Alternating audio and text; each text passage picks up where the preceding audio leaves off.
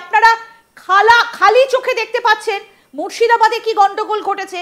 আপনারা ভাবছেন তো ওয়াকফ নিয়ে এত গন্ডগোল, আসল রহস্যটা অন্য জায়গায়, ভারতবর্ষের মাটিতেই নয়, ভারতবর্ষ থেকে বহু দূরের একটা দেশে বসে এই প্ল্যানটা ছকা হয়েছিল।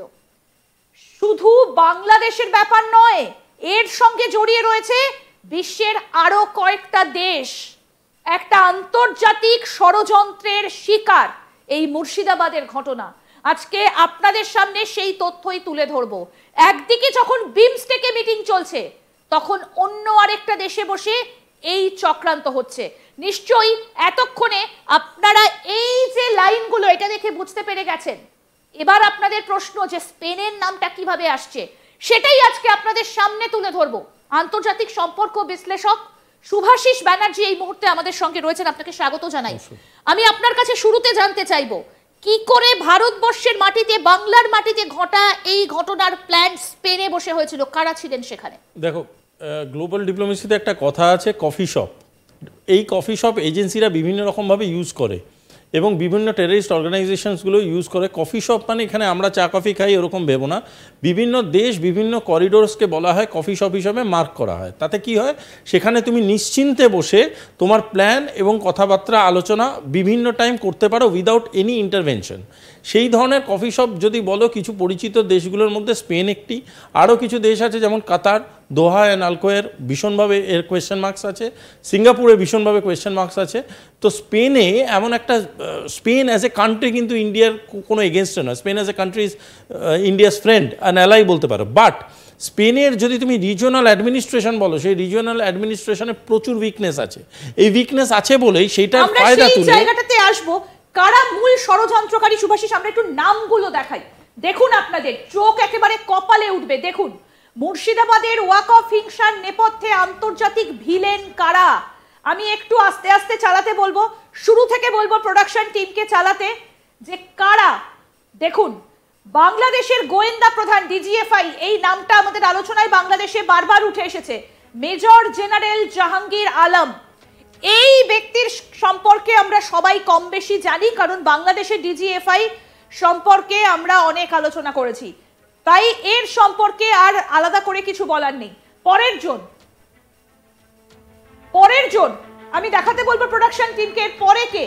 বাংলাদেশ গোয়েন্দা শাখার ব্রিগেডিয়ার জেনারেল মেহেদি হোসেন কবির।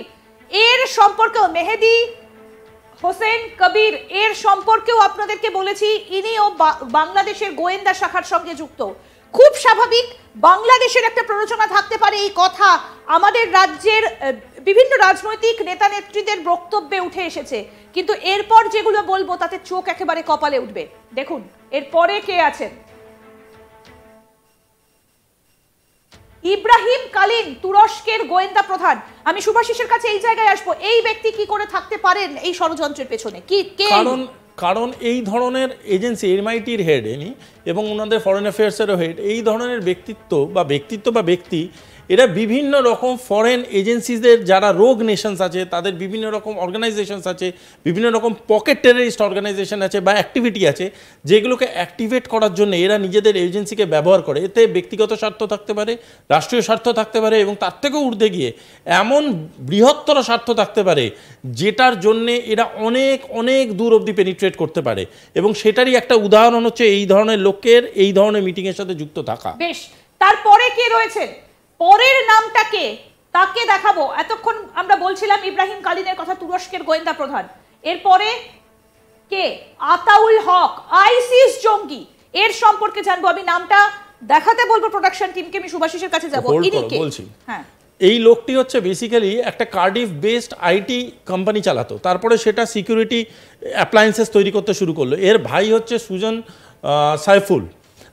সাইফুল হচ্ছে এমন একটা লোক যাকে ড্রোন অ্যাটাকে মারা হয়, আমেরিকান এজেন্সিসরা মারে। তারপরে এই লোকটি ফেরার ছিল। তারপরে 2015 সালের পরে 2017 সালে মাদ্রিদে অ্যারেস্ট হয়, আর অ্যালিগেশনস ছিল he was the funder of ISIS, which is true. He was also the founder of ISIS and ও নিজেরও একটা প্যারালাল অর্গানাইজেশন চালাতো, যার মাধ্যমে ও আইসিসকে ফান্ড করতো এবং বিভিন্ন রকম পলিটিক্যাল ইন্টারভেনশনের মাধ্যমে বিভিন্ন গভর্নমেন্টের মধ্যে কনফ্লিক্টস অ্যান্ড কনস্পিরেসি তৈরি করতো।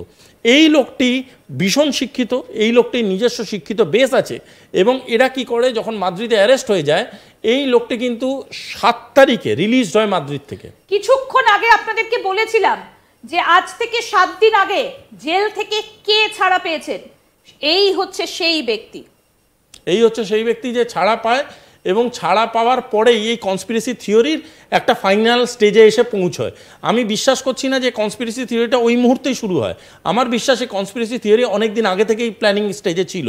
যেই প্ল্যানিং স্টেজটা এটা ছিল যে ভারতবর্ষের বিভিন্ন জায়গাকে হিট করা হবে যদি ভারতবর্ষের গভর্নমেন্ট ওয়াকফ প্ল্যানটাকে সাকসেসফুলি এক্সিকিউট করতে পারে। সঙ্গে সঙ্গে কি করলো, এ যখন 7 তারিখে রিলিজ হয়েছে, 8 থেকে 11 মাদ্রিদে কন্টিনিউয়াস মিটিং হয়েছে। যাদের নাম তুমি আগে বললে তারা প্রতিজন সেই মিটিংয়ে প্রেজেন্ট ছিল। এবং সেই আরো একটা নাম রয়েছে, আমি সেটা একবারে দেখিয়ে দিই, তাহলে আলোচনাটা করতে সুবিধে হবে। আর কে ছিলেন 5 নম্বর ব্যক্তি? প্রোডাকশন টিমকে বলবো গ্রাফিক্স প্লেটটা আরো একবার দেখানোর জন্য, যে 5 নম্বর ব্যক্তি আমরা প্রথম থেকে দেখাচ্ছিলাম। বাংলাদেশের 2 জন, তুরস্কের গোয়েন্দা প্রধান ইব্রাহিম কালিন, এবং তারপরে কে ছিলেন? আতাউল হক, আইসিস জঙ্গি। এই হচ্ছেন 5 জন, এবং তার সঙ্গে আরো কয়েকজন অফিসার। তারা গিয়েছিলেন সম্ভবত স্পেনে। কখন না, যখন বিমস্টেকের মিটিংটা হচ্ছিল ব্যাংককে, সেই সময়টা। আজ থেকে 4 মাস আগে, একটু পিছিয়ে যাব এবার। কি ঘটেছিল শুরু থেকে বলবো, সুভাষিসের কাছ থেকে জানবো। দেখো, প্রথমেই যেই জিনিসটা হয়, যে কোনো টেররিস্ট অপারেশন হয় বা যে কোনো টেররিস্ট প্ল্যানিং হয়, তার প্রথম জিনিসটা হয় প্ল্যানটাকে স্থাপন করা, প্ল্যানটাকে এস্টাবলিশ করা। এই প্ল্যানিং কিন্তু স্টার্ট হয়েছিল টার্কি, সিরিয়া থেকে। এই প্ল্যানটা তারপরে এক্সিকিউটেড করতে করতে করতে করতে আসে মাদ্রিদে, এবং সেকেন্ড লেভেলটা বোঝার চেষ্টা করো। সেই প্ল্যানিংয়ের পরে ফান্ডিং এজেন্সিসদের তার সাথে ম্যাপ করানো শুরু হয়। এই ফান্ডিং এজেন্সিসগুলোকে ম্যাপ করানোর দায়িত্ব কিন্তু এই আতাউল হকের। এবং এই আতাউল হকের পাস্ট যদি হিস্ট্রি দেখো, এই আতাউল হক এর আগেও এই ফান্ডিং কানেকশনসগুলো করিয়েছে। ধরতে পারো যখন একটা প্ল্যানিংয়ের সাথে ফান্ডটা অ্যাড হয়, তার মানে প্ল্যানটা কনফার্মেশন স্টেজে পৌঁছচ্ছে। যদি না প্ল্যানটাকে এক্সিকিউট করার মুখে আসে, তার আগে পর্যন্ত ফান্ড কিন্তু অ্যালাইন হয় না। যেই মুহূর্তে ফান্ড অ্যালাইন হয়ে গেল, সেই মুহূর্তে it is a go green একদম, তার মানে you are going for it. এবং সেইভাবেই প্ল্যানিংটা করতে করতে আস্তে আস্তে যেই মুহূর্তে ভারত সরকার ওয়াকফটাকে একটা প্লেস করলো এবং সাকসেসফুলি সেটা পাস হলো, সঙ্গে সঙ্গে এইটাকে একটা অজুহাত সৃষ্টি করে বিভিন্ন মাইনরিটি পেনিট্রেশনের এদের প্ল্যানটাকে এরা সাকসেসফুলি এক্সিকিউট করার জায়গায় চলে গেল। এই 8 থেকে 11 তারিখ যে মিটিংটা হয়েছে, এই মিটিংয়ে যারা যারা প্রেজেন্ট ছিল, এই প্রতিটা মানুষ is directly or indirectly involved with this entire plan. এবং সেই প্ল্যানটার জন্যেই আজকের ডেটে দাঁড়িয়ে তুমি দেখো একটা প্যাটার্ন লক্ষ্য করে দেখতে পারবে। এই প্যাটার্নটা কি? প্যাটার্নটা হচ্ছে প্রথমে কমিউনিটি পেনিট্রেশন, তারপরে একটা পার্টিকুলার কমিউনিটিকে বোঝানো যে তারা সেই দেশে স্যাটিসফাইড নয়, তারপরে কিছু এক্সটার্নাল বডিকে যারা ওখানে অলরেডি পেনিট্রেটেড আছে, যারা ওখানে অলরেডি আছে, যখন ভিসা প্রসেসগুলো অতটা আমাদের স্ট্রিনজেন্ট ছিল না ইন্ডিয়া বাংলাদেশের,